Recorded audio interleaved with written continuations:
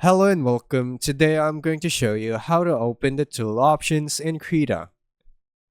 To open it as a Docker, go to the top menu and click Settings, Dockers, then Tool Options.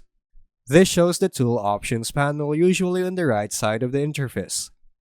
By default, it's near the Brush Presets and Advanced Color Selector panels. If you don't see it there, make sure your workspace hasn't hidden it. Alternatively, Krita lets you show tool options in the toolbar instead of a separate Docker.